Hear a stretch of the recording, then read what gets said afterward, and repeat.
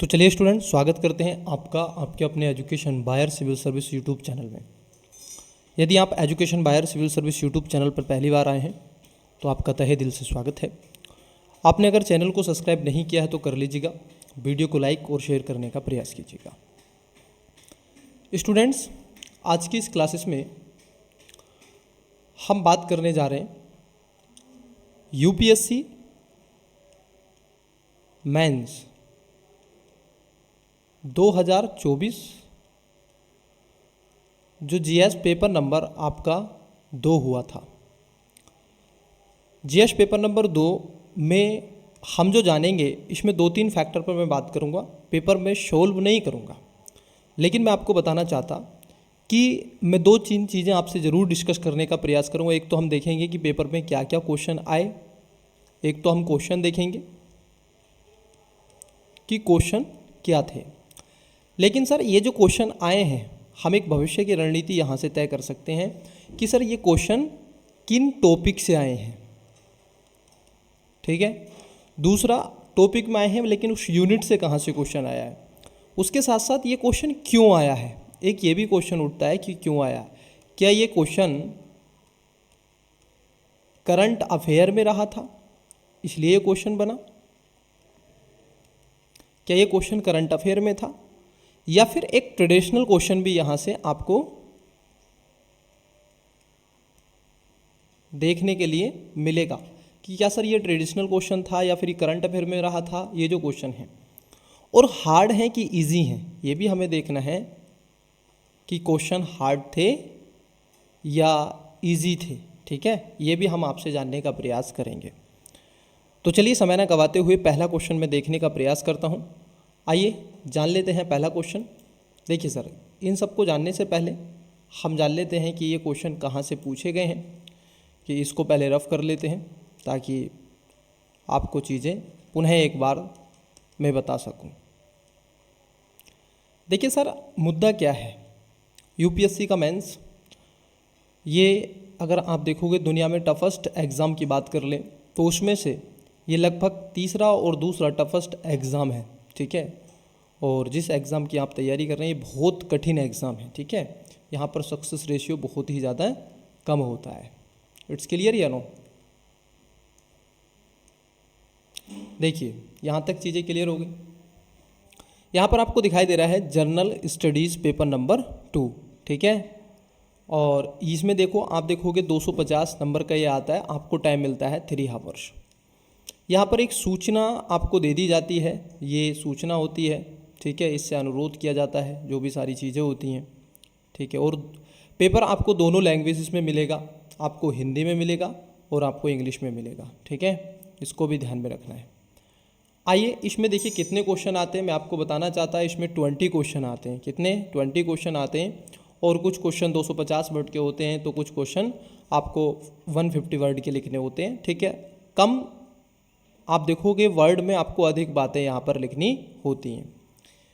I hope आपको video Audible और visual हो रही होगी, और इसीलिए हम देखेंगे पहला क्वेश्चन जो आपसे पूछा गया था। देखिए पहला क्वेश्चन क्या था। पहला क्वेश्चन था विभिन्न समितियों द्वारा सुझाए गए एवं एक राष्ट्र एक चुनाव के विशिष्ट संदर्भ में चुनाव सुधारों की आवश्यकता का परीक्षण कीजिए। मतलब कि ये हुआ कि आपसे क्वेश्चन पूछा गया है इलेक्शन से रिलेटेड, और मैं इस बात को कहूँगा ये क्वेश्चन करंट अफेयर को वेश बना करके पूछा गया है। एक कमेटी का गठन किया गया था स्टूडेंट्स, आप देखोगे इलेक्शन कमीशन को लेकर के, जिसके अध्यक्ष पूर्व राष्ट्रपति थे श्री रामनाथ कोविंद जी, इसके अध्यक्ष बनाए गए। और इसमें लगभग 15 सदस्यीय कमेटी थी, समथिंग 10 थी या 15 सदस्यीय कमेटी थी। और मैं आपको एक और बात यहाँ पर बता दूँ कि इस समिति ने कई ऐसे सुझाव दिए। उसके साथ साथ भारत सरकार एक लंबे समय से वन नेशन वन इलेक्शन मुहिम भी चला रही है, और ये भारत सरकार का कहना है कि एक नेशन में एक बार इलेक्शन किया जाना चाहिए, इस बात को रखा गया है। ठीक है, अब उसी के ऊपर क्वेश्चन पूछा। पहला मुद्दा तो ये निकला कि सर ये करंट अफेयर में। दूसरा ये भी है, आप देखोगे लास्ट ईयर्स 2024 में ही आपके इलेक्शन हुए हैं। उसके साथ साथ आप देखोगे जो इलेक्शन कमीशन ऑफ इंडिया है, इलेक्शन कमीशन ऑफ इंडिया जो ECI का पद है, आप देखोगे आर्टिकल कितना है 124, 200, 314 कितना है बताइएगा, ठीक है। इलेक्शन कमीशन को लेकर के भी ये चर्चाओं में रहा वो पद था। तो इसीलिए मैं इस बात को बताना चाहता कि देखिए क्वेश्चन जो बना है ये आपको करंट अफेयर का बेस करके क्वेश्चन बना है। विषय ये है कि सर ये जो क्वेश्चन पूछा है क्या ये हार्ड क्वेश्चन है या फिर इजी क्वेश्चन है। मैं कहूँगा स्टूडेंट्स ये क्वेश्चन एक मॉडरेट क्वेश्चन है, ठीक है। इसलिए आपको करंट अफेयर पर अपनी ठीक ठाक पकड़ बनानी चाहिए। ऐसे मॉडरेट क्वेश्चन को अगर आपको अटैम्प्ट करना है, उनका आंसर डायरेक्टली आपको निकालना है, तो उसके लिए आपको बहुत ज़्यादा ज़रूरत है इन सारे विषयों को ध्यान में रखने की। तो ये करंट बेस्ड क्वेश्चन था। अब इसको आप बताएंगे कि आवश्यकता क्या है, इसमें दोनों चीज़ें आपको बतानी पड़ेंगी, ठीक है। इसमें सुझाना है ना आपसे वन नेशन वन, तो इसमें विशेष संदर्भ में चुनाव सुधारों की आवश्यकता। देखो जब आप आवश्यकता की बात लिखेंगे, समझना, यदि आप स्वयं प्रैक्टिस कर रहे हैं, जब आप आवश्यकता की बात लिखेंगे तो आपको एक बात यहाँ पर यह ध्यान में रखनी चाहिए, आपको पहले इसका निगेटिव पक्ष दिखा देना है, ठीक है। पहले इसका लिखने के पश्चात कि वन नेशन वन इलेक्शन ये होता है वो होता है, उसमें जो भी लिखेंगे आप, ठीक है। उसके बाद में आपको पहले निगेटिव शब्द बताने हैं, इसके 4-5 पॉइंट ऐसे निगेटिव वर्ड में, ठीक है। उसके बाद आप लिखेंगे सर पॉजिटिव की आवश्यकता इसलिए है, ठीक है। और उसमें आपको 5 से 6 पॉइंट लिखने हैं कि मोस्टली पॉइंट लिखने हैं कि 1 2 3 4 5 ये ज़रूरत है। फिर उसका कंक्लूजन आप निकाल सकते हैं और सुझाव भी मतलब सुझाव आपसे मांगा है तो भविष्य की रणनीति आप बता सकते हैं, आगे की राह आप बता सकते हैं। तो पहला क्वेश्चन ये था स्टूडेंट्स जो आपसे पूछा गया था, ठीक है। इसका बेस क्या था मैंने आपको बताया। तो ये चर्चाओं में रहा क्वेश्चन था, एक मॉडरेट क्वेश्चन था। इसको आप इजी भी नहीं कहोगे और इसको आप हार्ड भी नहीं कहोगे, ठीक है। पहला क्वेश्चन ये था। दूसरा क्वेश्चन अगर हम देखें, दूसरा क्वेश्चन था लोक अदालत तथा मध्यस्थता अधिकरण की व्याख्या कीजिए तथा उनमें अंतर स्पष्ट कीजिए। क्या वे दीवानी तथा अपराधी दोनों प्रकृति के मामलों पर विचार करते हैं। उत्तर आपको लिखना है 150 शब्दों में। अब जरा यहाँ पर एक चीज़ मैं आपको बताना चाहता, यहाँ पर पूछा गया है लोक अदालत और यहाँ पर पूछा है मध्यस्थता अधिकरण, दोनों में अंतर है सर। लोक अदालत के निर्णय को आप चुनौती नहीं दे सकते हैं, जबकि मध्यस्थता अधिकरण के निर्णय को आप चुनौती देते हैं। लोक अदालत के निर्णय को सुप्रीम कोर्ट का डिसीजन माना जाता है, उसको आप सुप्रीम कोर्ट में भी आप देखोगे चुनौती नहीं दे सकते, क्योंकि इसमें जो जजेस होते हैं उसमें एक सुप्रीम कोर्ट का जज होता है और अन्य हाई कोर्ट या लोअर कोर्ट के उसमें जजेस होते हैं या अदर सुप्रीम कोर्ट के जजेस होते हैं। इसकी आप देखोगे वैल्यूएबल ये होता है और बहुत ज़्यादा इसकी वैल्यू भी आपको देखने के लिए मिलती है। इसलिए लोक अदालत और मध्यस्थता की व्याख्या को आपको कर देना है और उसके बारे में बता देना है। ये चर्चित में भी रहा था। अब देखो यहाँ पर ये क्वेश्चन एकदम स्पेसिफिक क्वेश्चन है, ठीक है। क्या है, एकदम स्पेसिफिक क्वेश्चन है और ऐसे क्वेश्चन पे आपको ज़रूर पता होना चाहिए। जैसे मैंने आपसे बात किया था जीएस पेपर नंबर 1 में, वहाँ पर भी क्वेश्चन ऐसे कुछ इंडिकेट करके पूछे गए, टारगेट स्पेसिफिक करके वहाँ पर क्वेश्चन बने, ऐसे ही क्वेश्चन यहाँ पर पूछा गया। तो लोक अदालत से मतलब आपकी जो न्याय व्यवस्था से है उससे भी क्वेश्चन आपको देखने के लिए मिला। और ये क्वेश्चन क्यों मिला, क्या ये करंट में रहा है, मैं कहूँगा हाँ ये करंट अफेयर में आपको देखने के लिए मिलेगा, क्योंकि आज लगातार भारत में क्राइम आप देखोगे यहाँ पर दीवानी और आपराधिक मामले दोनों की प्रकृति है। अब लगातार भारत में आप देखोगे क्राइम बढ़ते चले जा रहे हैं, कई ऐसे मुद्दे, मॉब लिंचिंग की समस्याएं बढ़ती चली जाती हैं। भारत सरकार ने अभी आप देखोगे भारतीय न्याय संहिता जो अधिनियम लेकर के आई 2023 का और उसको लागू किया गया 2024 में, जरा समझिएगा। तो वहाँ से इसको कनेक्ट करके क्वेश्चन को पूछा गया है। इट्स क्लियर या नो। चलिए तो अगला क्वेश्चन देखते हैं। तो इसका आंसर मैंने पहले कहा इसमें मैं आंसर नहीं लिखवाऊंगा, हमें एक ओवरव्यू जानना है कि क्वेश्चन क्यों बन रहा है और इसका रीज़न क्या है, कैसा क्वेश्चन था। तो ये क्वेश्चन मैं इसको भी मॉडरेट क्वेश्चन की सूची के अंतर्गत रखूँगा, क्योंकि इस क्वेश्चन को लिखने के लिए आपको रिवाइज करने की सख्त आवश्यकता होगी।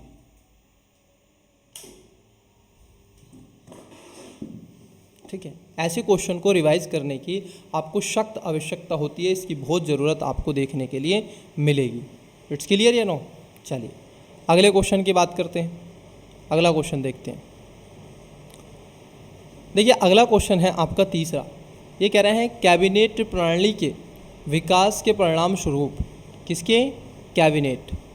कैबिनेट। अब देखो ये क्यों क्वेश्चन बना, यहीं पर मैं आपको समझाता हूँ। ये कैबिनेट आप देखोगे मिनिस्ट्री को लेकर के टारगेट करके क्वेश्चन पूछा गया। आगे पढ़ लेते हैं कि विकास के परिणाम स्वरूप व्यावहारिक रूप से संसदीय सर्वोच्चता हाशिए पर है, चली गई है, स्पष्ट कीजिए। ऐसा क्यों? आप देखोगे ये क्वेश्चन इसलिए आया है कि आजकल दुनिया भर के देशों में जहाँ पर लोकतंत्र देश हैं, अगर आप उसको उठाएंगे और उनके बारे में थोड़ी भी स्टडी आप अध्ययन करेंगे तो आप पाएंगे महोदय कि आज कैबिनेट प्रणाली की जो सरकार है या फिर जो कैबिनेट मिनिस्टर होते हैं, ठीक है, कैबिनेट जो मिनिस्टर होते हैं वही क्या है?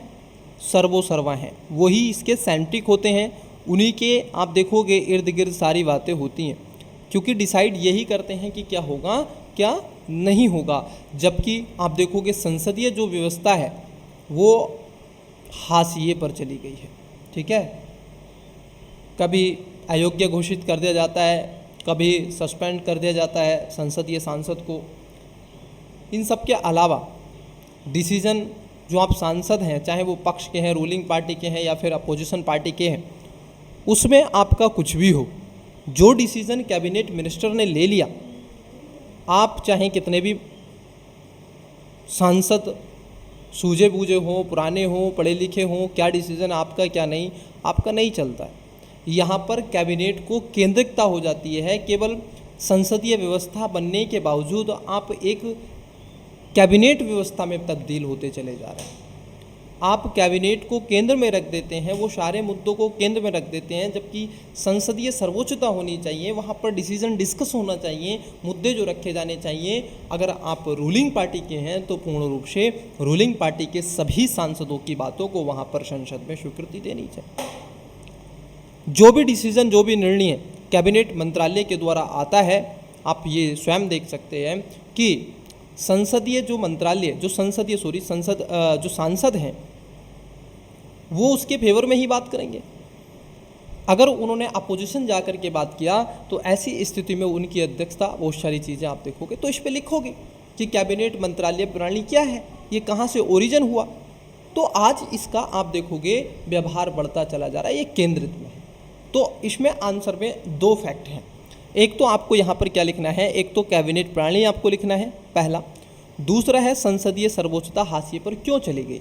अब क्यों चली गई, इसके लिए आपके पास में ऐसे लगभग आप देखोगे A, B, C, D और E, ये कुछ आपके पास में पॉइंट होने चाहिए। और ये पॉइंट कहाँ से आएंगे, ये आपके रिवाइज से आएंगे। क्वेश्चन टफ है, मैं कहूँगा स्टूडेंट्स पढ़ेगा, बिल्कुल संसदीय सर्वोच्चता की बात करेगा, लेकिन यहाँ पर कैबिनेट की बात नहीं करेगा, चूँकि यूपीएससी अपने आप को मॉडिफाई करता है और उसी ने यहाँ पर ये किया है, अपने आप को थोड़ा मॉडिफाई किया है और इस क्वेश्चन को आपसे पूछने का ट्राई किया है, आपसे पूछने का प्रयास किया है। इसलिए आप देखोगे ये क्वेश्चन भी, मैं कहूँगा ये क्वेश्चन भी मॉडरेट है।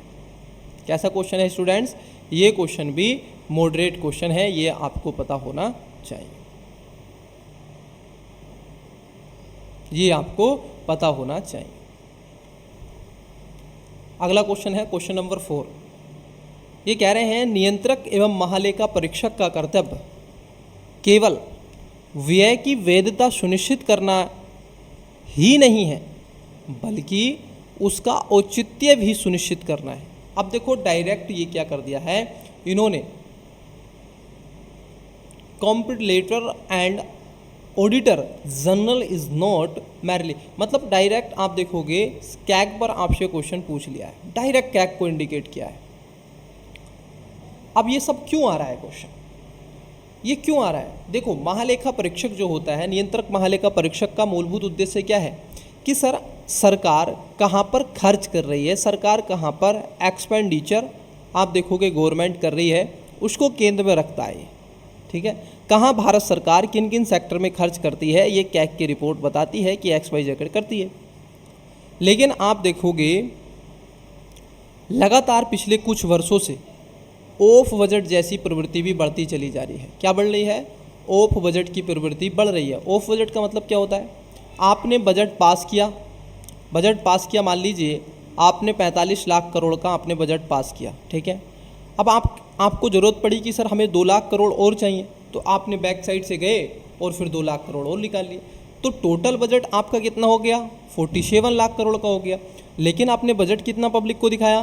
45 का। पब्लिक के दिमाग में, मन मस्तिष्क में केवल ये है, जो 2 लाख करोड़ रुपए का आपने खर्च किया वो नहीं है, तो उस पर भी अटॉर्नी जनरल। अब इसका औचित्य क्या है? देखो, ये जो अटॉर्नी जनरल होता है, बेसिकली इसमें विपक्ष पार्टी के भी सदस्य होते हैं, लेकिन महोदय आप देखोगे सरकार को काम करना है। ये आज अब एक संवैधानिक पद है, मुझे नहीं बोलना चाहिए, ठीक है, एक वैधानिक पद है, मुझे नहीं बोलना चाहिए, बट फिर भी आपको इसके बारे में लिखना पड़ेगा। आपको लिखना पड़ेगा कि सर ये क्या क्या करता है, तो इसका कर्तव्य क्या है? कर्तव्य है कि सरकार कहाँ कहाँ पर खर्च करती है, उसके साथ साथ संसदीय पटल पर अपनी रिपोर्ट रखे, और भी कई सारी चीज़ें हैं, तो औचित्य आपको बनाए। अगर देखो, एक संवैधानिक पद का उद्देश्य क्या होता है, मैं आपको एक बात बता दूं, आपको दोनों चीज़ें बतानी होती हैं कि सही क्या है और गलत क्या है। ये चीज़ आपको पता होना चाहिए। आपको दोनों चीज़ें यहाँ पर राइट डाउन करनी होती हैं कि अगर गलत है तो गलत प्रस्तुत करो, सही है तो सही प्रस्तुत करो, ठीक है। ये एक वैधानिक संवैधानिक पद की मर्यादाएं होती हैं, क्योंकि आपको वो पावर होती हैं। तो यही पूछा गया है। अब देखो, ये क्वेश्चन क्यों बन रहा है? ये क्वेश्चन इसलिए बन रहा है कि सर या तो आप जो नियंत्रक महालय का परीक्षक है वो अपना कर्तव्य सही से निर्वहन नहीं कर पा रहा है। अगर वो सही से निर्वहन कर पा रहा है तो मतलब कि कुछ कमियां हैं। तो यहाँ पर क्या है, आपसे यहाँ पर पूछा जा रहा है कमियां। क्या पूछा गया है स्टूडेंट्स? मैं आपको बता दूं, नियंत्रक महालय का परीक्षक मतलब जो कैग साहब हैं, जो कैग हैं, इनकी यहाँ पर आपसे क्या पूछ रहे हैं? कमियाँ पूछने का काम किया जा रहा है कि सर इनकी जो कमियाँ हैं वो बता दो, ठीक है। इनकी जो कमियां हैं आप उनको गिना दो, सर हमें कमियां बताओ कि ये XYZ कमी है और इस कमी को गिनाओ। तो आपको कमियां बतानी है, और कमियां कैसे बतानी है? आपको पॉइंट में लिख देना है, ABCD, इस तरीके से आपको ये पॉइंट लिख देने हैं 4-5, और बस आपका आंसर। पूछा ही कितना था? 150 वर्ड पूछा था, और ज़्यादा क्वेश्चन आपसे नहीं पूछा गया, ठीक है। चलिए अगले क्वेश्चन की तरफ बढ़ते हैं। अगला क्वेश्चन देखते हैं। तो कैग को पता होना चाहिए। अब देखो स्टूडेंट्स, मैं एक बात कहूँगा, आपकी प्रीलिम्स की पढ़ाई, मैं फिर से कहूँगा, आप प्रीलिम्स की जो स्टडी है आपकी, वो मेंस में आपको डेफिनेटली काम देगी। कैग आप पढ़ते हैं, आप देखोगे प्रीलिम्स के लिए, लेकिन देखो कैबिनेट जो मंत्रालय आप पढ़ते हैं प्रीलिम्स के लिए, लेकिन देखो वो पूछा जा रहा है। आप इलेक्शन कमीशन पढ़ते हैं प्रीलिम्स के लिए, देखो पूछा जा रहा है। तो मैं कहूँगा आपसे कि प्रीलिम्स की पढ़ाई आपके मेंस के लिए उपयोगी है, ये आपको ध्यान में रखना चाहिए। और उसको केवल इतना ही नहीं, आप प्रीलिम्स और मेंस दोनों को एक साथ डेडिकेशन के साथ पढ़ने का भी काम करें। अगला क्वेश्चन देखिए, पांचवा क्वेश्चन है, स्थानीय स्तर पर सुशासन प्रदान करने में स्थानीय निकायों की भूमिका का विश्लेषण कीजिए और ग्रामीण स्थानीय निकायों को शहरी स्थानीय निकायों के विलय के फायदे व नुकसान को स्पष्ट कीजिए। अब देखो, स्थानीय स्तर पर जो सुशासन की बात की गई है, लोकल जो बॉडीज़ हैं उसकी बात की गई है। अब सर ये सब क्या है? मैं कहूँगा ये क्वेश्चन डायरेक्ट आपसे दो चीज़ों पर पूछा गया। अब कई स्टूडेंट्स कहेंगे सर स्थानीय सुशासन, जी हाँ, आपका कॉन्सेप्ट अगर क्लियर है तो आप एकदम समझ जाएंगे। लोकल बॉडीज़ का देखो, स्थानीय स्वशासन का मतलब होता है कि सर आपकी जो पंचायती राज है वो कैसे काम कर रही है और जो आपकी म्यूनसिपाल्टी है वो कैसे काम कर रही है, दोनों को इंडिकेट करके यहाँ पर क्वेश्चन बन रहे हैं, म्यूनसिपाल्टी और उसके साथ साथ आप देखोगे पंचायती राज। अब इन्होंने कहा है कि अगर हम पंचायती राज प्लस म्यूनसिपाल्टी दोनों को विलय कर दें तो इसके फ़ायदे क्या हो सकते हैं और इसके नुकसान क्या हो सकते हैं, ये आपसे पूछा है। तो आपको क्या करना है? आपको कुछ नहीं करना है। इसमें आपको दो चीज़ें गिनानी है। पहले तो इसके बी पॉजिटिव आप गिना दोगे, परंतु इसके कुछ नुकसान भी हैं, तो आप इसके यहाँ पर आप देखोगे नेगेटिव भी थोड़े बता दोगे कि सर इसके नुकसान ये हैं, कम दिखाना। देखो, नुकसान का मतलब है कि अगर आप उसको गलत साबित कर रहे हैं या इसका क्या क्या निगेटिव इम्पैक्ट हो सकता है, ठीक है। अगर आप उसकी बात कर रहे हैं तो निगेटिव इम्पैक्ट में आप लगभग 3 से 4 पॉइंट दिखा देंगे कि समथिंग ये पॉइंट है बस। लेकिन पॉजिटिव में आपको वही 5-6 पॉइंट आपको गिना देने हैं कि ये होगा, स्थानीय स्तर का सुशासन सुनिश्चित हो जाएगा, उसके साथ साथ बजट में थोड़ी सी आप देखोगे सुविधा आ जाएगी, इलेक्शन कमीशन ऐसे खर्च में थोड़ा कम हो जाएगा, कई चीज़ें आप यहाँ पर बता सकते हैं और लाइबिलिटी यहाँ पर बढ़ जाएगी और कई चीज़ें आप यहाँ पर जो आप नुकसान बताते हैं मतलब निगेटिव इम्पैक्ट बताते हैं उसको आप पॉजिटिव में तब्दील करके लिख सकते हैं। अब आप बिगिनर एस्पिरेंट है तो थोड़ी सी प्रॉब्लम ज़रूर हो सकती है, परंतु जो स्टूडेंट्स ने प्रैक्टिस की है अब उस स्टूडेंट्स को इसमें प्रॉब्लम आई थिंक नहीं होगी, ठीक है, क्योंकि उसने प्रैक्टिस की है। तो ये क्वेश्चन भी क्या है, मॉडरेट क्वेश्चन है, ठीक है, इसको ध्यान में रखना है। अभी तक कोई क्वेश्चन मैं कहूँगा इजी क्वेश्चन नहीं आया है। पॉलिटी का देखो आप देखो एक चीज़ मैंने देखी है, ठीक है, स्टूडेंट्स को अगर प्रीलिम्स के स्पेसिफिक होना है, प्रीलिम्स पढ़ेगा तो पॉलिटी पे बहुत ज़्यादा कमांड बनाता है, उसको बहुत आनंद आता है पॉलिटी पढ़ने में। लेकिन जब मेंस की प्रिपरेशन करता है तो उसको GS1, GS3, GS4, ऐसे इन पर बहुत कमांड बनाता है। लेकिन GS2 में वो कहीं ना कहीं वीक पड़ जाता है, क्योंकि GS2 का आंसर अपने आप में लिखना कॉम्प्लिकेटेड होता है, क्योंकि उसमें बहुत सारे फैक्ट होते हैं, उसमें आप थ्योरी बहुत कम लिख सकते हैं, उसमें एकदम टू द पॉइंट हमें लिखना होता है, तो इसलिए थोड़ा सा यहाँ पर कठिन हो जाता है। तो GS पेपर 2 ठीक ठाक बहुत हार्ड क्वेश्चन था, ठीक है, मैं कहूँगा कि मॉडरेट से थोड़ा इसका लेवल अप था। इट्स क्लियर या नो? चलिए नेक्स्ट क्वेश्चन नंबर है 6। देखिए ये कह रहे हैं कदापि अति आवश्यक सार्वजनिक मुद्दों से संबंधित होने के कारण सार्वजनिक चैरिटेबल ट्रस्टों में भारत के विकास को अधिक समावेशी बनाने का सामर्थ्य है। टिप्पणी कीजिए। मतलब जो ट्रस्ट होते हैं, जो पब्लिक आप देखोगे चैरिटेबल ट्रस्ट हैं, उनकी बात आपसे पूछिए। अब ट्रस्ट क्या होते हैं? अब ये समावेशी बनाने का सामर्थ्य है। मतलब समावेशी का मतलब क्या है? सबका साथ, सबका विकास, सबका विश्वास, यही है कि नहीं? दूर तक चीज़ें पहुँच सकें, ठीक है, इसका यही आप देखोगे इनक्लूसिवनेस, ठीक है, इसको बढ़ावा देना है। तो यही यहाँ पर बात की गई है कि समावेशिता उसमें लेकर के आओ। जो ट्रस्ट है, जो चैरिटीज़ है, ठीक है, पब्लिक आप देखोगे चैरिटेबल है, तो उसको हम आगे लेकर के आएँ। अब ये क्वेश्चन क्यों बना है? ये क्वेश्चन एक नया क्वेश्चन है। अब ये भी एक तरीके से मैं कहूँगा करंट अफेयर पर बेसिस क्वेश्चन है। मैं कहूँगा पिछले दिन आपने नोटिस किया होगा तो 2023 में आप देखोगे बिल गेट्स आए थे भारत। कौन आए थे सर? ये इम्पैक्ट डालता है क्वेश्चन पर, ज़रा समझना। बिल गेट्स भारत आए थे और एक उनका फाउंडेशन चलता है, बिल गेट्स फाउंडेशन करके एक फाउंडेशन है उनका, बिल गेट्स फाउंडेशन चलता है, एक चैरिटेबल ट्रस्ट है। अब उसको जब वो आए थे तो उन्होंने और समृद्धि देने का प्रयास किया और भारत को टारगेट भी किया। आपने देखो कि नागपुर का है छपरी चाय वाली, ठीक है, चाय वाली छपरी, वो तभी से पॉपुलर हुआ कि एक चाय, ठीक है, आपने अगर ऑब्जर्व किया होगा तो उसके साथ उनकी फ़ोटो भी आपको दिखाई देगी। तो यहाँ पर ये चीज़ें आपको मिलेंगी। तो जो ट्रस्टेबल है उनको और ज़्यादा बढ़ावा देने की ज़रूरत है। अब कैसे हो सकता है वो आप यहाँ पर लिखेंगे, ठीक है, वो आप यहाँ पर क्या करेंगे, लिखेंगे कि सर जो ट्रस्टेबल है वो कैसे कैसे हम इसको आगे बढ़ा सकते हैं। समावेशी मतलब बच्चों को, महिलाओं को, पुरुषों को, कृषि वर्ग को, उसके साथ साथ वर्कर को, माइग्रेशन को, क्लाइमेट चेंज को, कई चीज़ों से इसको कनेक्ट कर सकते हैं। Economy, polity, history. तो आप इससे किस किस से कर सकते हैं? इसको आप 3-4 जगह आप क्या करेंगे, कनेक्ट कर देंगे। एक तो आप पॉलिटिकल आप बताएंगे, सोशल बताएंगे, इकोनॉमिकल बताएंगे, और जोग्राफिकल मतलब क्लाइमेट से रिलेटेड आप इकोलॉजी आप देखोगे इन्वायरमेंट से संबंधित इसको जोड़ सकते हैं। तो यहाँ से आप इसको और समावेशी कर सकते हैं। इनके सबके अलावा आप साइंस एंड टेक्नोलॉजी से या बायोटेक से आप इसको जोड़ सकते हैं। इट्स क्लियर या नो? चलिए, तो छठा क्वेश्चन बहुत ज़्यादा ठीक ठाक लमसम क्वेश्चन था और ऐसे क्वेश्चन यूपीएससी पूछता रहा है। अब आपने अगर पढ़ा है, लेकिन आप देखो कहाँ पढ़ते हो, इसको मैं आपको एक और बता दूँ।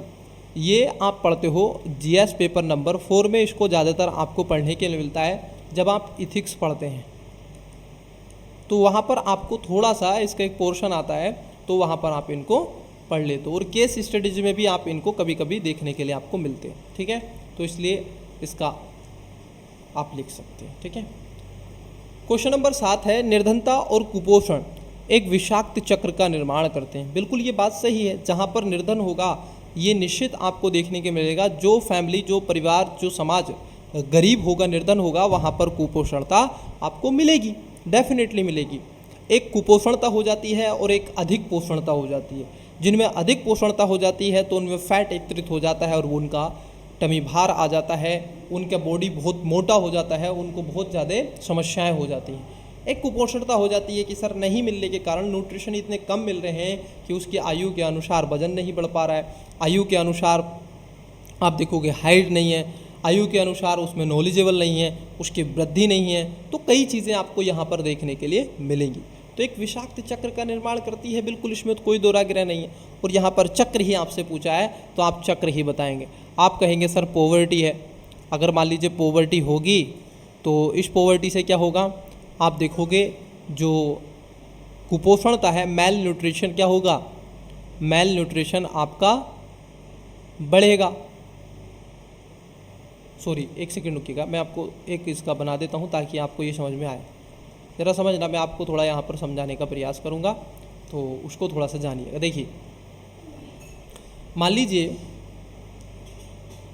1 सेकेंड रुकिएगा, मैं इसकी थिकनेस थोड़ी बढ़ा लेता हूँ। देखिए, मान लीजिएगा पॉवर्टी अगर है, ठीक है सर, पॉवर्टी अगर बढ़ेगी तो इससे आप देखोगे पॉवर्टी क्यों बढ़ रही है, क्योंकि आपके पास में रोज़गार नहीं है। तो जब आपके पास में क्या नहीं है, आप एम्प्लॉयमेंट आपके पास में नहीं है, एम्प्लॉयमेंट नहीं है क्योंकि गरीबी आपके यहाँ बढ़ रही है। तो स्वास्थ्य, आपको खाने के लिए खाना, पीने के लिए पानी, रहने के लिए मकान, चलने के लिए सड़क, सोच के लिए शौचालय, पढ़ने के लिए विद्यालय और जाने के लिए चिकित्सालय आपके पास उनका सामर्थ्य नहीं होगा। आपकी जब एम्प्लॉयमेंट आप देखोगे, अनएम्प्लॉयमेंट, सॉरी एम्प्लॉयमेंट नहीं, अनएम्प्लॉयमेंट, ठीक है, अनएम्प्लॉयमेंट ज़्यादा होगा तो आपके पास में क्या होगी, इनकम भी आपकी कम होगी सर, डेफिनेटली। और यदि आपकी इनकम कम होगी तो आप क्या करेंगे, आप खर्च भी, एक्सपेंडिचर भी क्या करेंगे, कम करेंगे। और यदि आप एक्सपेंडिचर कम करेंगे किस पर सर, अपने फूड पर, और फूड पर ऐसे न्यूट्रिएंट फूड पर, जब इन पे कम करोगे तो आप में क्या होगा, आप देखोगे मेल न्यूट्रिशन आप में घर कर जाएगी। और यदि आप में मेल न्यूट्रिशन घर कर गई तो आप फिर से गरीब हो जाएंगे।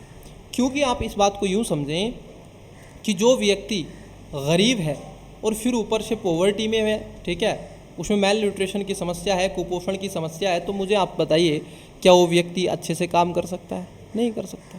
क्या वो व्यक्ति अच्छे से अपना वर्क पूरा कर सकता है, नहीं कर सकता। क्यों, क्योंकि उसका शरीर वो सामर्थ्य ही नहीं देगा तो वो फिर कैसे काम कर सकेगा। यहाँ पर ये इसीलिए क्या है, एक चक्र चलता है, एक साइकिल चलती चलती चली जाती है और यही कह रहा है, ठीक है। इन्होंने कहा है कि निर्धनता और कुपोषण एक विषाक्त चक्र का निर्माण करते हैं जो मानव पूंजी पर प्रतिकूल प्रभाव डाल रहा है। इस चक्र को तोड़ने के लिए क्या कदम उठाए जा सकते हैं। ये क्वेश्चन थोड़ा इजी क्वेश्चन है, मैं कहूँगा आप इस क्वेश्चन को इजी फॉर्मेट पे रख सकते हैं, क्योंकि ये क्वेश्चन आपको इकोनॉमी वाले पोर्शन से कवर करता हुआ दिखाई दे रहा है, इसमें कोई दोरागिरे नहीं है। तो ये क्वेश्चन थोड़ा सा आपका इजी फॉर्मेट में है, क्योंकि इस पर आपने बहुत ज़्यादा क्या की होगी, प्रैक्टिस की होती है स्टूडेंट्स ने, और ऐसे क्वेश्चन लिखने में स्टूडेंट्स को थोड़ा आनंद भी आता है। तो इसलिए ये क्वेश्चन थोड़ा इजी है। तो तोड़ने के लिए आपको क्या क्या करना है सर, अगर आपको निर्धनता तोड़नी है तो देखो उसको अच्छी शिक्षा होनी चाहिए। व्यक्ति को आप व्यक्ति नहीं, मानव पूंजी के रूप में तब्दील करो। उसको अच्छी शिक्षा हो, शिक्षा के स्तर तीनों उसके पास होने चाहिए। मैं एक शब्द में कहूँ, खाने के लिए खाना, गुणवत्ता, ये सारी चीज़ें देखो गुणवत्तापूर्ण होनी चाहिए। क्या होनी चाहिए, गुणवत्तापूर्ण होनी चाहिए, बस ये ध्यान रखना है। क्या होनी चाहिए, गुणवत्तापूर्ण। खाने के लिए खाना, पीने के लिए पानी, रहने के लिए मकान, चलने के लिए सड़क, सोच के लिए शौचालय, पढ़ने के लिए विद्यालय और जाने के लिए चिकित्सालय, और अच्छा एनवायरनमेंट व टेक्नोलॉजी से समृद्ध। ये सारी चीज़ें उसके पास में अगर होंगी तो आई होप मैं इस बात को कह सकता हूँ कि वो व्यक्ति एक तरीके से आप देखोगे क्या बन जाएगा, एक तरीके से मानव पूंजी के रूप में तब्दील हो जाएगा। तो ये चीज़ें उसके पास होनी चाहिए और भारत सरकार इस पर काम भी करे। तो ये क्वेश्चन थोड़ा मैं कहूँगा एक ऐसा क्वेश्चन था जिसपे स्टूडेंट्स का मन थोड़ा गार्डन गार्डन हो जाएगा। ठीक है, ये क्वेश्चन थोड़ा अच्छा क्वेश्चन था। चलिए 150 शब्दों में आपको लिखना था, 10 नंबर का ये क्वेश्चन था। क्वेश्चन नंबर 8, ये कह रहे हैं प्रजातांत्रिक शासन का सिद्धांत यह अनिवार्य करता है, किसका? प्रजातांत्रिक। जहाँ पर आप देखोगे the doctrine of democratic governance makes it necessary that the public perception of the integrity and commitment of civil servant becomes absolutely positive. Discuss answer in 150 words. Hindi में पढ़ देते हैं। प्रजातांत्रिक शासन का सिद्धांत यह अनिवार्य करता है कि लोक सेवकों की सत्यनिष्ठा और प्रतिबद्धता के प्रति लोक धारण पूर्णतः सकारात्मक बनी रहे, विवेचना कीजिए। अब ये कैसे बनी रहेगी? ये क्वेश्चन पूरा आपका मूव किया है किससे? आप देखोगे गवर्नेंस वाले क्वेश्चन से। कैसे? गवर्नेंस वाले क्वेश्चन से। तो इसमें दो भाग हैं। दो भाग कौन से हैं? एक तो डेमोक्रेसी वाले, जो डेमोक्रेसी गवर्नमेंट होती है, एक तो उसका भाग है। दूसरा पार्ट है आपका सिविल सर्वेंट से। किससे? आप देखोगे सिविल सर्वेंट से दूसरा भाग यहाँ पर रखा गया है। ठीक है, यहाँ पर दूसरा भाग किससे रिलेटेड है? सिविल सर्वेंट से दूसरा भाग है। तो आप कहोगे दूसरा पार्ट किसका है? सिविल सर्वेंट का है। ठीक है, तो दूसरा भाग सिविल सर्वेंट का, पहला ये और दूसरा सिविल सर्वेंट का। तो ये आपको पता होना चाहिए। अब ये आपसे पूछा है सकारात्मक बने रहे, ऐसा क्या काम करे? तो सत्यनिष्ठा हो, मतलब करप्शन ना होना चाहिए। ठीक है, उसकी बात करता है। और प्रतिबद्धता हो कि मतलब आप जो आपसे पूछा जा रहा है वो दो, काम के प्रति प्रतिबद्धता रहो। ठीक है, अच्छे से चीज़ें लिखनी है। और ये आप कहाँ से लिख सकते हैं? इस क्वेश्चन को मैं आपको बता दूं, ये क्वेश्चन कहाँ से आप लिख सकते हैं। भारत सरकार ने इसके लिए एक प्रोग्राम चला के रखा है। आपने अगर ऑब्जर्व किया होगा 2022 से ये प्रोग्राम चल रहा है लोक सेवकों के लिए, ताकि उनको और अच्छे से ट्रेन किया जा सके। ठीक है, और प्रतिबद्धता लाई जा सके। तो ये क्वेश्चन आप जब करते हैं इस क्वेश्चन को, तो आप जीएस आप देखोगे 4 में इथिक्स में डायरेक्ट इसको पढ़ते हैं, सिविल सर्वेंट वाला टॉपिक।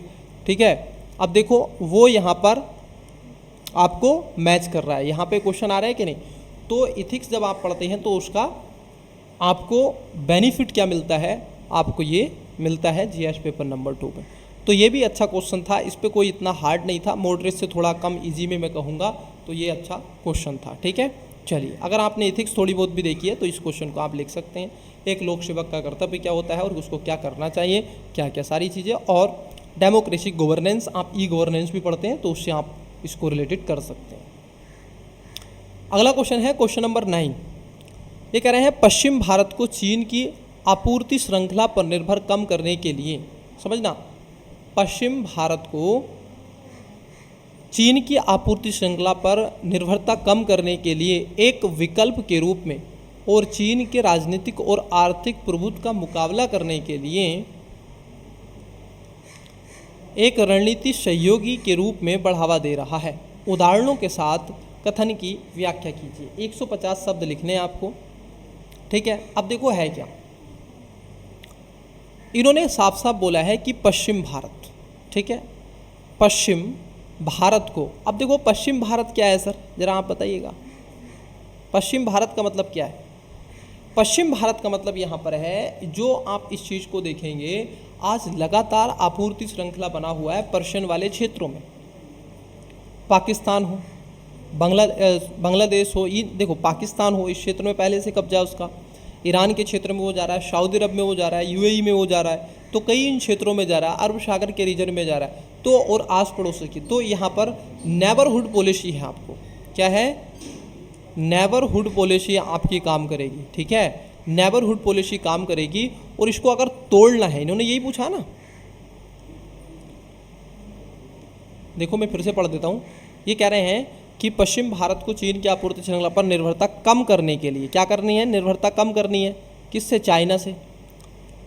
एक विकल्प के रूप में और चीन के राजनीतिक और आर्थिक प्रभुत्व का मुकाबला करने के लिए एक रणनीति सहयोगी के रूप में बढ़ावा दे रहा है। क्या दे रहा है? चीन की आपूर्ति श्रृंखला। अब चीन कहाँ पर आपूर्ति आप कर रहा है और इसको आप कैसे कम कर सकते हैं? कहाँ पर लैग कर सकते हैं आप चाइना को? कहाँ पर आप उसको बाईपास कर सकते हैं?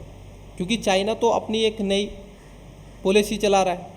नया साम्राज्यवाद नीति को बढ़ावा देने का प्रयास चाइना ही कर रहा है।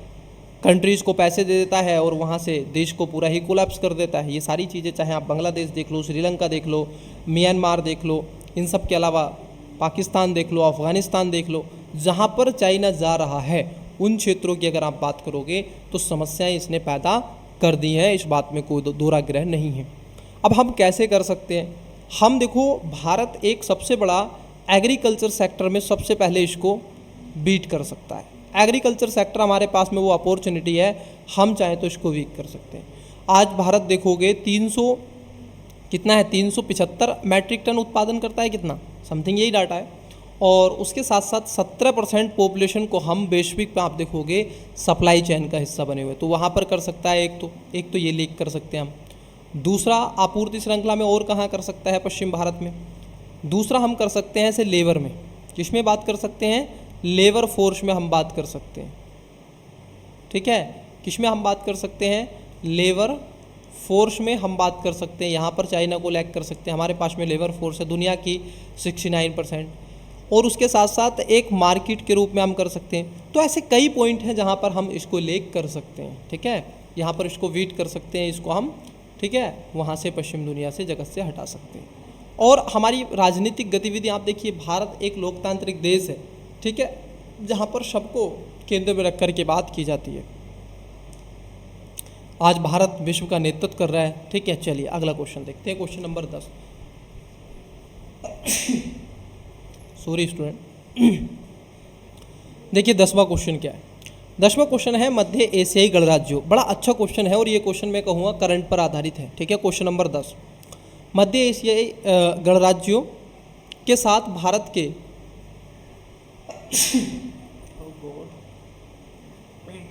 कोल्ड हो गया स्टूडेंट्स। देखिए मध्य एशियाई राज्यों जिसमें के साथ भारत के विकास होते राजनीतिक, आर्थिक और रणनीतिक संबंधों का आलोचनात्मक विश्लेषण कीजिए।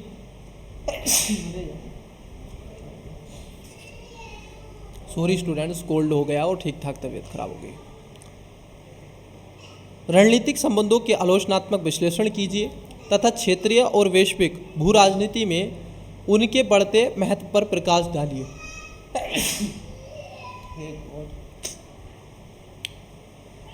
स्टूडेंट्स कोल्ड हो गया है और थोड़ी तबीयत ऐसी हो रही है। तो देखो मैं आपको बताना चाहता ये क्वेश्चन कहाँ से आया है। ये जो क्वेश्चन आपसे पूछा गया है, अगर आप इस क्वेश्चन की बात कर लें तो ये क्वेश्चन बना है, ये क्योंकि एशिया से बना है, मध्य एशियाई देशों से बना है, तो आपने एससीओ संगठन पढ़ा होगा, संघाई, ठीक है, कोऑपरेशन ऑर्गेनाइजेशन आपने पढ़ा है। अभी इसकी 2023 में मीटिंग हुई थी, 2023 में नहीं 24 में हुई थी, सॉरी 24 में इसकी मीटिंग हुई थी। अब ये जो 24 में मीटिंग हुई थी, अब इस 24 में मीटिंग में कई ऐसे देश इसके अंदर शामिल किए गए, उसमें ईरान को शामिल किया गया, उसमें ईरान को शामिल किया गया। और ईरान आप देखोगे चाइना की पॉलिसी को फॉलो करता है और चाइना यही चाहता है कि मेरा इसमें राजनीतिकरण।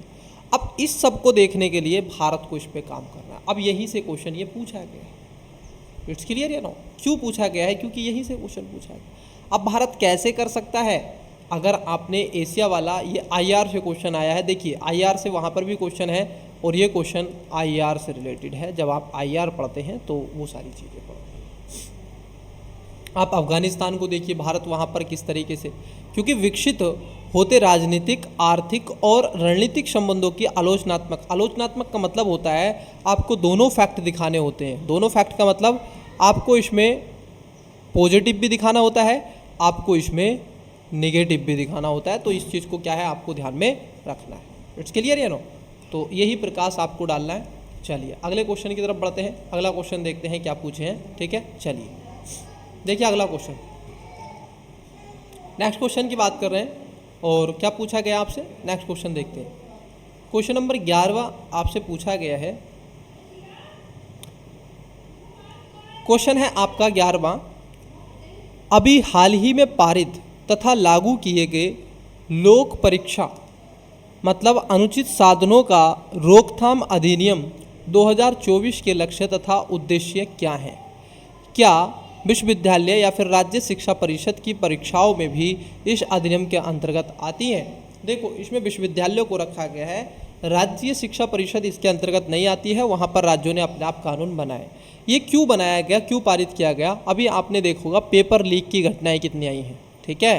पेपर लीक की घटनाएं इतनी आपको देखने के लिए मिली हैं भारत में, और पार्लियामेंट में रोचक तथ्य ये है, पार्लियामेंट में विपक्ष दल ने स्वयं इस चीज़ को गिनाया, दिखाया, और स्टूडेंट्स ने तो खास तौर पर देखा, द हिंदू में पढ़ा, हमने देखा नेट की परीक्षा, जेईई की परीक्षा, उसके साथ साथ यूपी में आप देखिएगा पुलिस की परीक्षा, आरओ का एग्ज़ाम, कई ऐसी परीक्षाओं पर स्टूडेंट्स दाग लग चुके। राजस्थान में कई ऐसी परीक्षाएं, हाई स्कूल की परीक्षाएं, इंटरमीडिएट की परीक्षाएं, मतलब हर एक लेवल की परीक्षाएं क्या हो रही थी, लीक हो रही थी। तो ये कानून बनाया गया। अब इस कानून का उद्देश्य क्या है, क्यों लाया गया, ठीक है। उद्देश्य क्या था इसका? उद्देश्य था कि सर अगर कोई ऐसा मान लीजिए मुद्दा आता है तो एक तो वो परीक्षा क्या हो सकती है, दोबारा तो नहीं होगी, लेकिन उसमें क्या होगा, यदि जो व्यक्ति होगा जो इसमें फ्रॉड कर रहा है या फिर उसको लीक कर रहा है, तो अगर वो पकड़ा जाएगा तो उसको जेल होगी, उसको उम्र कैद भी हो सकती है, पहली बात। दूसरा, उस पर 20 लाख से आप देखोगे लगभग 50 लाख तक का जुर्माना भी है, ठीक है। वो उसके हिसाब पर डिपेंड करेगा कि लीक पेपर को किस लेवल का कर रहा है, ठीक है। तो इसलिए ये पूछा गया है, इसमें कोई दिक्कत नहीं है, आप लिख सकते हैं। अगर आपको नहीं भी पता है तो आपको देखो अधिनियम देखे रखा है, ठीक है। लोक परीक्षा अधिनियम 2024 का उद्देश्य, आप एक हेडिंग डाल के भी इसको लिख सकते हैं। इट्स क्लियर है नो? चलिए, तो उद्देश्य आप लिख दोगे यहाँ पर। फिर बताना है क्या यह विश्वविद्यालय राज्य शिक्षा परिषद के लिए भी अधिनियम के अंतर्गत आती है? नहीं, ये विश्वविद्यालय के अंतर्गत आती है, राज्य शिक्षा परिषद को इसके अंतर्गत नहीं रखा गया। राज्य शिक्षा परिषद अलग से काम करती है। और साथ ही साथ आप देखोगे जैसे उत्तर प्रदेश का आप एग्जाम्पल ले सकते हैं कि उत्तर प्रदेश सरकार ने स्वयं, ठीक है, राज्य शिक्षा परिषद अधिनियम रोकथाम, जो इसको लेकर के लोक परीक्षक को लेकर के एक अधिनियम बनाया, ताकि अगर कोई भविष्य में ऐसी घटना हो तो उसको अंजाम दिया जा सके। आइए अगला क्वेश्चन देखते हैं, क्वेश्चन नंबर 12। तो ये करंट पर क्वेश्चन था। क्वेश्चन नंबर 11 फुल करंट था, ठीक है, इसमें कोई दोहरा गिरा नहीं था। 12वां क्वेश्चन है, निजता का अधिकार प्राण एक दैहिक स्वतंत्रता के अतिरिक्त भाग के रूप में संविधान के अनुच्छेद 21 के अंतर्गत स्वाभाविक रूप से संचित है, व्याख्या कीजिए। अब देखो आपसे पूछा गया है संविधान का अनुच्छेद क्या है, यह है दैहिक स्वतंत्रता और निजता का अधिकार। सर मेलवेयर अटैक है, बहुत सारी चीज़ें, ये तो अपने आप में मैं कहूँगा एक मिनी कॉन्स्टिट्यूशन लगता है। इसके लगभग 34 आर्टिकल हैं सर, ठीक है। व्याख्या कीजिए। और इस संदर्भ में एक गर्भवती शिशु के पितृत्व की सिद्धि करने के लिए डीएनए परीक्षण से संबंधित विधि की चर्चा कीजिए। अब देखो स्टूडेंट्स, दो तरीके के स्टूडेंट्स होंगे यहाँ पे। एक तो बिगिनर स्टूडेंट्स होंगे जो फर्स्ट टाइम बैठे होंगे, अगर उन्होंने प्रैक्टिस एक अच्छे लेवल पे अच्छी गाइड के अनुसार की होगी तो वहाँ पर इनको कोई दिक्कत नहीं होगी इतनी ज़्यादा। लेकिन मान लीजिए वो बिगिनर स्टूडेंट्स हैं और प्रैक्टिस नहीं की है तो भटक जाएंगे। कुछ स्टूडेंट्स क्या करेंगे, आप देखोगे निजता के अधिकार को लिख देंगे। कुछ स्टूडेंट्स निजता के अधिकार को लिख देंगे पूरा आंसर में। कितना लिखना है? 250 शब्दों में वो इसको लिखेंगे। आर्टिकल 21 क्या है, निजता का अधिकार क्या है, प्राण एक दैहिक स्वतंत्रता क्या है, वो इसको लिखेंगे। ज़्यादा इस पर उनका वर्डन हो जाएगा, लगभग 60% वो आंसर यहाँ लिख देंगे, ताकि वो ये समझाने का प्रयास करेंगे कि देखो हमें कॉन्स्टिट्यूशन का ये पार्ट पता है। एग्ज़ाम का उद्देश्य ये नहीं है स्टूडेंट्स, उनका उद्देश्य यहाँ पर है, ये पूछा है आपसे वास्तविक क्वेश्चन, वहाँ पर कहा है व्याख्या कीजिए। बस आपको थोड़े से 50 शब्द लिख देने हैं, 100 शब्द लिख देने हैं, परंतु 150 शब्द जो लिखने हैं आपको यहाँ लिखने हैं। इस संदर्भ में एक गर्भावस्था शिशु के पितृत्व के सिद्ध करने के लिए डीएनए परीक्षण के संबंध में विधि की चर्चा कीजिए। तो डीएनए परीक्षण जो किया जाता है आपके उसकी बात की जा रही है। जीन एडिटिंग, जीन इंजीनियरिंग, आपने देखोगा ना, जीन इन्फॉर्मेशन होता है, जीन सीक्वेंसिंग एक आती है टेक्नोलॉजी, जीन सीक्वेंसिंग, इसके लिए ताकि आपकी आइडेंटिटी उससे पता चलता है। तो डीएनए परीक्षण से क्वेश्चन है, और ये कहाँ तक है। अब देखो उसमें कई चीज़ें सर, बिल्कुल ये निजता के अधिकार से क्यों है, क्योंकि आप उससे उसका जेंडर पता कर सकते हैं, उसके हार्मोन्स पता कर सकते हैं, उसका किसके प्रति इंट्रैक्शन होता है वो पता कर सकते हैं, वो व्यक्ति क्या करना चाहता है, वो बहुत सारी चीज़ें आप उसका कलर पता कर सकते हैं, उससे साथ ही साथ ये बड़ा कितना होगा नहीं होगा, ठीक है, आंतरिक इसके अंदर क्या कमी है या नहीं है, उसका ट्रांसजेंडर क्या है, उसका जेंडर क्या होगा, वो ट्रांसजेंडर है या फिर वो मेल है फीमेल है, ठीक है, वो कई चीज़ें आप पता कर सकते हैं। तो इससे ये चीज़ें हैं, तो उस पर रिश्ता के अधिकार का उल्लंघन वास्तव में होता है, ये इसमें कोई दोहराग्रह नहीं है। ठीक है, तो इस पर आपको क्वेश्चन लिखना है। ठीक है, ये क्वेश्चन यहाँ से आया है और ये भी क्वेश्चन मैं कहूँगा करंट अफेयर में क्वेश्चन है, क्योंकि जीन सीक्वेंसिंग और जीन एडिटिंग बहुत ज़्यादा रहती है। अभी आप देखोगे जब ऐसे कई ऐसे मुद्दे हुए और उसमें ये मुद्दा भी उठाया गया, तो कहीं पर आप देखोगे पोल आपको जैसे ब्रेन मैपिंग भी की जाती है और भी कई चीज़ें इसके अंतर्गत की जाती हैं। ठीक है, चलिए अगले क्वेश्चन की तरफ बढ़ते हैं, अगला क्वेश्चन देखने का प्रयास करते हैं। अगला क्वेश्चन है आपका क्वेश्चन नंबर आप देखोगे 13। ठीक है, तो ये सही क्वेश्चन था, मॉडरेट से इजी क्वेश्चन मैं कहूँगा, हार्ड क्वेश्चन नहीं था। 12वां क्वेश्चन, 13वां क्वेश्चन है, केंद्र सरकार ने केंद्र राज्य संबंधों के क्षेत्र में हाल ही में क्या बदलाव किए। देखो अभी हाल ही में क्या हुआ है, अब देखो ये क्यों पूछा जा रहा है सर, ये इसलिए पूछा जा रहा है जैसे जम्मू कश्मीर का मुद्दा बहुत चर्चाओं में रहा है, क्योंकि केंद्र राज्य संबंधों की बात कर रहा है, तो ये रहा है। देखो ये करंट पर बेस्ड क्वेश्चन है, मैं बताऊँगा कहाँ से करंट आपको मिल रहा है। आप कहते हैं ना सर कैसे करंट आता है, देखो ऐसे करंट आता है। ये आप देखो कि दिल्ली का अगर मुद्दा आपने पढ़ा होगा, ठीक है, उसमें 3 मुद्दे हैं ना, लोक का, पुलिस का और भूमि का, लेकिन एक और मुद्दा आया जो IAS अधिकारी होंगे उनके ट्रांसफ़र का मुद्दा आया कि सर इनका ट्रांसफ़र क्या होगा। ये कई साल से चल रहा है, लगभग 2000 आप देखोगे 22 से ये मुद्दा चल रहा है इसको लेकर के, 23, 22, 24 और अब जाके क्वेश्चन पूछा है। एक तो ये हो गया। दूसरा आप देखोगे जम्मू कश्मीर का मुद्दा लगातार कंटिन्यूअसली बना हुआ है, ठीक है, वो समाप्त होने का नाम नहीं ले रहा है, तो वो भी है एक मुद्दा। उसके साथ साथ सहकारी सोसाइटी, सहकारी समितियां, अब ये भी क्या काम करती हैं, ये भी इसी पर काम करती हैं। ठीक है, सहकारी समितियां भी तो इसी पर काम करती हैं, तो ये भी इसी के मुद्दा बना हुआ है। तो ये मुद्दे कई हैं, तो जम्मू कश्मीर का मुद्दा हो, दिल्ली का मुद्दा हो, ये सब चीज़ें। और केंद्र आप देखोगे राज्यों के संबंध तो रहती है, लेकिन इन्होंने केंद्र सरकार और केंद्र राज्य संबंधों, ठीक है, केंद्रीय राज्य संबंधों के पक्ष में हाल ही में क्या बदलाव किए हैं, संघवाद को मजबूत करने के लिए तथा केंद्र और राज्यों के बीच में विश्वास पैदा करने के लिए उपाय सुझाइए। मतलब ऐसा क्या किया जा सकता है। देखो पहले आपको पता होना चाहिए कि सर आपसे उपाय सुझाए, ठीक है, आपसे सजेशन मांगा है, तो आपको पहले ये पता होना चाहिए सर कमियां क्या हैं। तो आप पहले क्या लिखेंगे, इसका निगेटिव पोर्शन लिख देंगे। जब निगेटिव पोर्शन लिखेंगे तो उसके बाद में आपको पॉजिटिव पोर्शन लिखना होगा गाइज, कि पॉजिटिव ये पोर्शन है, अगर आप इस पे काम करें और ये इसमें है तो इसको आप ले करके जाएं।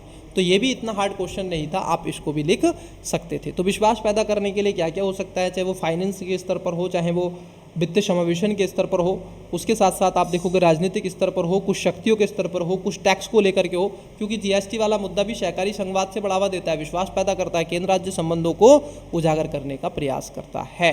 ठीक है, चलिए आइए अगले क्वेश्चन की बात करते हैं। क्वेश्चन नंबर आप देखोगे 14।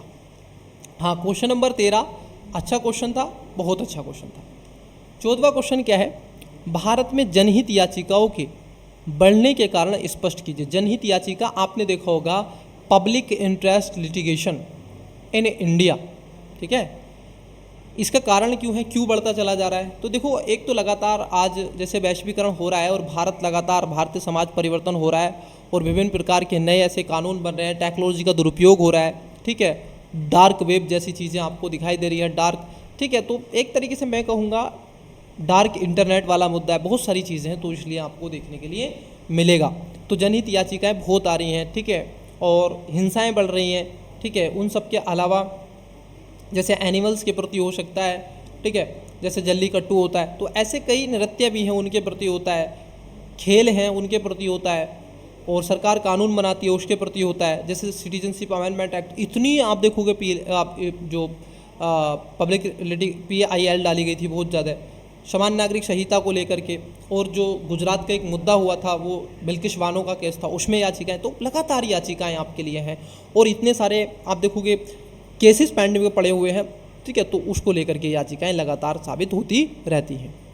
इसके परिणाम स्वरूप क्या भारत का उच्चतम न्यायालय दुनिया की सबसे शक्तिशाली न्यायालयों के रूप में उभरा है? नहीं सर, ऐसा नहीं है, दुनिया की सबसे शक्तिशाली न्यायालयों के रूप में नहीं उभरा है। और ठीक है, हाँ, कुछ ऐसे फैक्ट आप बता सकते हैं, ठीक है, जहाँ पर आपको बताओ। तो ये क्वेश्चन क्या है, ये क्वेश्चन करंट प्लस टेम्परेरी है। क्यों है? क्योंकि इसमें पहला वाला जो पार्ट है याचिकाओं के कारण, तो क्यों आया है ये तो करंट में आपको पता होना चाहिए। करंट के आप मुद्दे लिखेंगे कि सर ये मुद्दे थे इसलिए ये कारण है, ऐसे आया है। दूसरा, दुनिया की जो सबसे शक्तिशाली न्यायालय के रूप में उभरा है, तो आप थोड़ा सा न्याय का स्ट्रक्चर लिख करके और बताएंगे कि सर ये इतना रीज़न है यहाँ पर थोड़ा सा, क्योंकि ये काम कर देते हैं। जैसे भाई आपको पर्यावरण को लेकर के कभी कभी आप देखोगे क्या कर देता है, आ जाता है मैरिज सिस्टम पर रहा था, उसमें याचिकाएँ थी, ठीक है, बहुत सारी याचिकाएँ हैं। जैसे आप देखोगे गर्भावस्था के गर्भ धारण का जो गर्भ निरोधक का एक मामला था वो भी इसमें आए, ठीक है, प्रेगनेंसी का मुद्दे इसमें आए, डिवोर्स के मुद्दे इसमें आए, सिटीजनशिप अमेंडमेंट के मुद्दे इसमें आए, और मेंबर ऑफ पार्लियामेंट की जो सदस्यता है उसके मुद्दे आए। कई ऐसे मुद्दे इसमें चलते रहते हैं, इन्वायरमेंट से चलता रहता है, बहुत सारे ऐसे मुद्दे हैं जिसमें आपको देखने के लिए मिली है, याचिकाएँ लगातार बढ़ी हैं, ठीक है। चलिए, और सिटीजनशिप अमेंडमेंट एक्ट तो मैंने बताया, CA, तो ये आपको बताना है, ठीक है। वर्ल्ड्स मोस्ट पावरफुल जुडिशरी, नहीं सर मोस्ट तो नहीं है, आप कहोगे अमेरिका से तो नीचे ही है, फिर भी आप इसमें बताओगे कुछ हिंट्स के रूप में, ठीक है। तो ये क्वेश्चन है, ये क्वेश्चन 2 क्वेश्चन है, ठीक है, एक क्वेश्चन ये है और दूसरा क्वेश्चन ये है, दुनिया की सबसे शक्तिशाली सॉरी। आइए अगला क्वेश्चन देखते हैं। नेक्स्ट क्वेश्चन है आपका 15वां, और क्वेश्चन पूछा है आपसे, भारत की एक धर्मनिरपेक्ष राज्य के रूप में विवेचना कीजिए, अमेरिकी संविधान के धर्मनिरपेक्ष सिद्धांत के साथ तुलना कीजिए।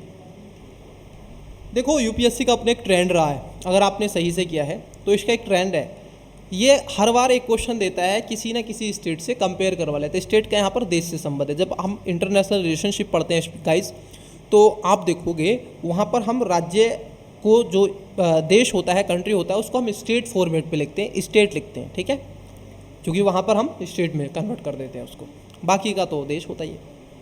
तो ये पूछ रहे हैं, देखो सर ये हमेशा क्या करता है, ट्रेंड एनालिसिस आपने किया है तो ये किसी न किसी देश से कंपेयर करा देता है। लास्ट टाइम क्या किया था, फ्रांस से करवा लिया था, और यही क्वेश्चन था, ये धर्मनिरपेक्ष वाला क्वेश्चन था, बिल्कुल एकदम सेकुलर स्टेट से। Discuss India's us a secular state and compare with the secular principle of the USA constitution, answer in 250 words. तो ये बिल्कुल एकदम से आप देखोगे क्वेश्चन इससे रिलेटेड होता है, और पिछली बार फ्रांस से था। अब सेकुलर स्टेट इतनी बार आपने पढ़ा है, बहुत बार, आपको प्रॉब्लम हो सकती है कि अमेरिका से, ठीक है, समथिंग थोड़ा सा आप देखोगे अमेरिका भी थोड़ा स्टैटिक रहता है, परंतु भारत में ऐसा नहीं है। भारत एक पॉजिटिव सेकुलर की तरफ ज़्यादा रहता है, ना कि नेगेटिव तरफ। अगर हमें कोई समस्याएं दिखती हैं तो हम उस पर काम करते हैं। तो आर्टिकल आपको 25 से 28 तक इसमें लिखना होगा। पहली बात, आपको आर्टिकल 25 से 28 तक लिखना होगा, जो धर्म के बारे में बताता है। उसके साथ साथ प्रेम्बल में इस शब्द को जोड़ा गया, 42nd अमेंडमेंट 1976 के एड ऑन किया गया प्रेम्बल के अंदर, उसमें सोवरनी, सेकुलर और इंटीग्रेटिव वर्ड डाला गया। तो भारतीय संविधान में तो नहीं था, बाद में लाया गया। मैं यहाँ पर सोल्व नहीं कर रहा हूँ, मैं बता रहा हूँ, इसके 2 पोर्शन हैं। तो पहले आप थोड़ा सा बताओ कि भारतीय धर्मनिरपेक्ष राज्य की विवेचना, इसने बोला है खुद, तो आपको विवेचना कर देनी है कितने शब्दों में, क्योंकि 2 का है, तो आप 50 से 60 शब्दों में क्या करोगे, इसकी विवेचना कर दोगे, और बाकी का जो बचा है वो अमेरिका के संविधान से और भारत के संविधान की क्या कर दोगे, आप तुलना कर दोगे। अब उस तुलना कैसे करते हैं, देखो इस चीज़ को भी थोड़ा सा समझ लीजिएगा, तुलना कैसे करते हैं, थोड़ा सा इस चीज़ को जानिएगा। तुलना करने के लिए आपको एक इसमें डायग्राम बनाना पड़ेगा। डायग्राम क्या बनाना पड़ेगा, आपको बस कुछ नहीं लिखना है, आपको यूँ ऐसे कर देना है, एक तरफ इंडिया लिख देना है और एक तरफ USA लिख देना है, बस। अब उसका ऐसे लिखते चले जाना है, बस यही करना है और कुछ नहीं करना है। इस तरीके से लिखने से एग्जामिनर को ईजी होता है। देखो मैं आपको बता दूं, आप जितना सरल भाषा में और जितना ईजी वे में लिखेंगे, इतने अच्छे नंबर आप मेंस में पा सकते हैं। ये किसी भी, ये ह्यूमन की प्रवृत्ति है, ठीक है, ये मानव की प्रवृत्ति है। मुझे अगर कोई अच्छा आंसर मिलेगा, साफ़ सुथरा आंसर मिलेगा, मैं उसको अच्छे से पढ़ सकता हूँ, और ईजी वे में लिखा होगा, साधारण भाषा में लिखा होगा, जो वो कहना चाहता है उसको वो कह पा रहा है, ठीक है, और मैं समझ पा रहा हूँ, तो मैं उसको मार्क्स इजीली वे में सही दूंगा, ठीक है। मैं क्यों उसके कट करूँगा। और यदि मान लीजिए उसने लिख दिया ऐसे कॉम्प्लिकेटेड भाषा में, ऐसे कठिन अस्त्र शस्त्र का प्रयोग किया है, तो भाई मेरे समझ में नहीं आएगा, या फिर मैं उसको सर्च कर रहा हूँ, बार बार देख रहा हूँ इसका मतलब क्या होता है, मेरी मस्तिष्क से विपरीत जा रहा है, तो मुझे लगेगा कि कहीं ना कहीं लैग कर रहा है, तो वहाँ पर नंबर आपके कट जाएंगे। आइए अगला क्वेश्चन देखते हैं, 16वां क्वेश्चन। क्वेश्चन है, नागरिक केंद्रित प्रशासन को सुनिश्चित करने के लिए नागरिक अधिकार पत्र एक ऐतिहासिक पहल रही है। देखो इसमें बोला है नागरिक केंद्रित प्रशासन, मतलब आपको नागरिक केंद्र का मतलब है कि जो नागरिक आपके देश के अंतर्गत हैं उन नागरिकों के सबके अधिकार की बात करता है, किंतु इसे अभी भी अपनी पूर्ण क्षमता तक पहुंचना बाकी है। ये बात ठीक है, आज भी बहुत सारे व्यक्ति ऐसे हैं, विश्व भर की बात कर ले, भारत की बात कर ले, जिनको वोट का अधिकार नहीं है। आप कहोगे सर ऐसा कौन है? बिल्कुल है, बहुत सारे ट्राइब्स हैं जिनको बहुत सारी चीज़ें उपलब्ध ही नहीं है। ठीक है, इसके वादे की प्राप्ति में बाधा डालने वाले कारकों की पहचानिए, उन्हें दूर करने के उपाय सुझाइए। अब देखो इन्होंने दो चीज़ें बोली हैं कि केंद्र जो प्रशासन है, ठीक है, वो क्या होता है। पहले तो आपको बता दें सुनिश्चित करने वाले ऐतिहासिक पहल रही है, ठीक है, इन्होंने बोला है इन्हें अभी भी पूर्ण रूप से क्षमता। देखो पहले आपको क्या करना है, जो नागरिक केंद्र प्रशासन है पहले इसको आपको बता देना है 50 शब्दों में। ठीक है, नागरिक केंद्र प्रशासन मतलब सबका साथ, सबका विकास, सबका विश्वास, सबका प्रयास, ये चीज़ आपको पता होनी चाहिए। समावेशी और चहुमुखी विकास की बात यहाँ पर की जा रही है। ठीक है, अंतिम व्यक्ति तक वो चीज़ें पहुँचे और उसका भी पार्टिसिपेशन, सहयोग होना चाहिए सरकार के स्तर में। ठीक है, दूसरा है पहुँचना बाकी है। ठीक है, इसके वादे की प्राप्ति में बाधा डालने वाले, देखो बाधाएं क्या क्या हैं। अब यहाँ पर मूल हो गया ऐसे कारक कितने हो सकते हैं सर? 5-6 हो सकते हैं, बस वो लिख देने। वो कारक हैं, अब उनको दूर कैसे करेंगे? इन्हीं कारकों को दूर करना है, ये समझना, इन्हीं कारकों को दूर करना है। तो पहले कारक बता देंगे, फिर उसके बाद में दूर बता देंगे। अब देखो यहाँ से एक और चीज़ आपको मिल रही है देखने के लिए गाइज, अगर आपने ऑब्जर्व सही से कर पा रहे हैं तो सबसे पहले देखो क्या पूछ रहा है आपसे, निगेटिव वर्ड पूछ रहा है यूपीएससी, फिर आपसे पॉजिटिव पूछ रहा है। और यही मैं कहता हूँ, पहले जब आंसर का पॉजिटिव समालोचनात्मक क्रिटिसिज्म अगर आपसे पूछा जा रहा है तो आप पहले उसको क्रिटिसाइज कीजिए, फिर उसका पॉजिटिव फैक्ट लिखिए। वैसे ही इन्होंने कहा है कि पहले आपको क्या करना है, कारक बताने हैं ऐसे, ठीक है, ऐसे फैक्टर बताने हैं। ठीक है, हैंडरिंग आपको कर देना है, जो आइडेंटिफाई द फैक्टर, ये आपको फैक्टर बताने हैं, फिर उसका सजेस्ट आपको देना है। ठीक है, तो ऐसे आपका आंसर लिखा जा सकता है। जो कारक हैं वही सुझाव पॉजिटिव करके लिखें, वो आपका हो जाएगा आंसर। चलिए अगले क्वेश्चन की तरफ पढ़ते हैं, क्वेश्चन नंबर 17। तो ये क्वेश्चन ठीक था, अच्छा क्वेश्चन था, बट यहाँ पर माइंड खुला होना चाहिए। ये सिटीजन चार्टर से रिलेटेड क्वेश्चन है, मैं फिर से बता रहा हूँ, इंग्लिश एक बार जरूर पढ़ते रहिएगा। सिटीजन चार्टर क्या होता है, इथिक्स आप पढ़ते हैं तो वहाँ पर सिटीजन चार्टर भी पढ़ते हैं। इस टॉपिक को बिल्कुल इथिक्स से आप कन्वर्ट कर सकते हैं, बिल्कुल एकदम। सिटीजन चार्टर देखो मैं आपको बता दूँ, कभी आप राशन की दुकान गए हो? कभी आप राशन की दुकान गए हो? वहाँ पर एक आपको ऐसे लिखा हुआ मिलेगा कि इतना किलो इतने रुपए में, ये वो पूरा आपको चार्टर मिलेगा। बैंक कभी जाते हैं तो वहाँ पर आपको एक चार्टर मिलेगा। कभी आप बड़े अधिकारी के दफ्तर में जाते हैं, वहाँ पर एक आपको चार्टर मिलेगा। यदि आप प्राइमरी स्कूल गए हैं कभी भी घूमने के लिए या वोट देने के लिए, तो वहाँ पर आपको एक चार्टर मिलेगा जो मिड डे मील स्कीम के तहत आता है कि शनिवार के दिन ये बनेगा, रविवार के दिन ये बनेगा, बुधवार के दिन ये बनेगा, मंगलवार के गुरुवार के दिन ये बनेगा। ये सब चार्टर होते हैं, तो उसकी ये बात कर रहा है, उसको कैसे आप सुनिश्चित कर सकते हैं। इट्स क्लियर या नो? चलिए, कहीं भी किसी भी दफ्तर में आप जाओगे तो वहाँ पर उनका चार्टर होता है, ठीक है, और उसके अनुकूल आप चीज़ें पूछते हैं। यहाँ से आरटीआई भी एक तरीके से इससे लिंक हो जाती है। चलिए क्वेश्चन नंबर अब 17 की बात कर लेते हैं। देखिए 17वां क्वेश्चन क्या है। क्वेश्चन नंबर 17 है, लोक स्वास्थ्य देखभाल प्रणाली जैसे महत्वपूर्ण क्षेत्र में भारतीय राज्य को उस व्यवस्था के बाजारीकरण के दुष्प्रभावों को रोकने के लिए व्यापक भूमिका निभानी चाहिए। किसकी बात? लोक स्वास्थ्य देखभाल प्रणाली जैसे महत्वपूर्ण क्षेत्रों के भारतीय राज्य को उस व्यवस्था के बाजारीकरण, मतलब आज लगातार आपने देखा होगा मार्केटनाइजेशन हो रहा है। ठीक है, मार्केटनाइजेशन यहाँ पर आपको दिख रहा है। ठीक है, ये उसको रोकना है सर, कैसे? ठीक है, बाजारीकरण के दुष्प्रभावों को रोकने के लिए व्यापक भूमिका निभानी चाहिए। कुछ ऐसे उपाय सुझाइए। देखो आपसे पूछ रहा है, बताओ आपको कुछ ऐसे उपाय सुझाइए जिनके माध्यम से राज्य लोक स्वास्थ्य देखभाल प्रणाली की पहचान का विस्तार आप देखोगे तृणमूल स्तर तक कर सके। 250 शब्दों में लिखा है। तो लोक स्वास्थ्य क्या होता है आपको पहले ये बताना है। In a secular domain like the public health care system. अब ये पब्लिक हेल्थ केयर सिस्टम आपने पढ़ा है। अब कौन कौन सी कहाँ पर बाजारीकरण हो रहा है, जैसे मैं एक उदाहरण देता हूँ आपको। आयुष्मान कार्ड,